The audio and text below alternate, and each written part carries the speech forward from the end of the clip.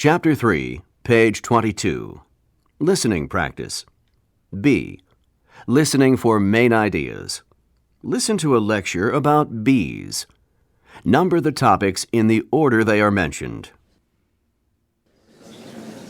Good afternoon. In today's class, we're going to be talking about bees. What do you know about bees? I don't know. Gives a crap. Oh, okay, so you think you don't know a lot. I hear when they sting me. What? Could you repeat that? All I know is that it hurts when they sting me. Yes, it does hurt, and that's what most of us think about when we think about bees. But in fact, bees play an important role in nature. Did you know that bees are mentioned in almost every religion and literature of the world? Imagine. You probably think of bees in warm places, but they actually survive in all kinds of places. The Himalayas and even in the Arctic tundra. So they've been around for a very long time and live in most parts of our world. And there isn't just one kind of bee. Does anyone want to guess how many different species have been named? Yes? Maybe a few hundred? No, there are more than that. Any other guesses?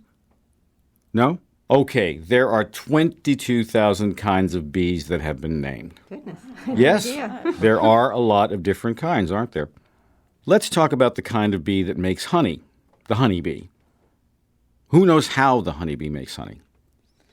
It starts with flowers, right? And they go around to different flowers and take the nectar, but I'm not sure about the rest. Yes, that's right.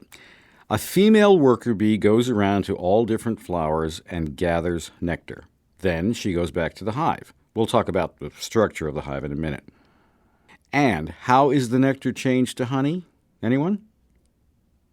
No? Okay.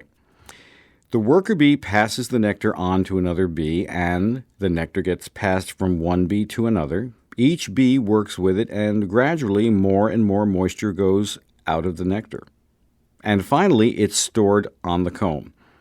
And over time, more nectar is gathered, more honey made and added to the comb. Now, you know that different honeys have different flavors. If you've never thought about it before, you can probably guess why. The bee picking up the nectar visits a lot of flowers, and each different flower adds a different flavor to the final product of honey. Excuse me, can you explain how the worker bee carries the nectar back to the hive? Yes, good question. She carries it in a bag on her stomach, not surprisingly, called the honey sac. When this bag is full, she returns to the hive with all the nectar.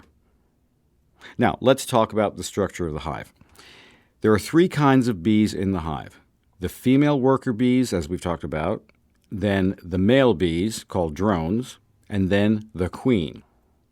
There could be up to 200,000 worker bees in a hive, but more typically, there are more like 50,000.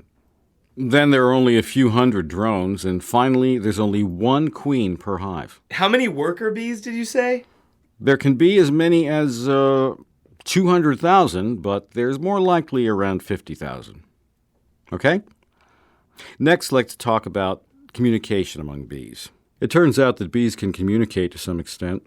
They can actually let other bees know about the location of food, not just where it is, but how good it is and how much there is. The bees do a kind of dance, moving around in the air.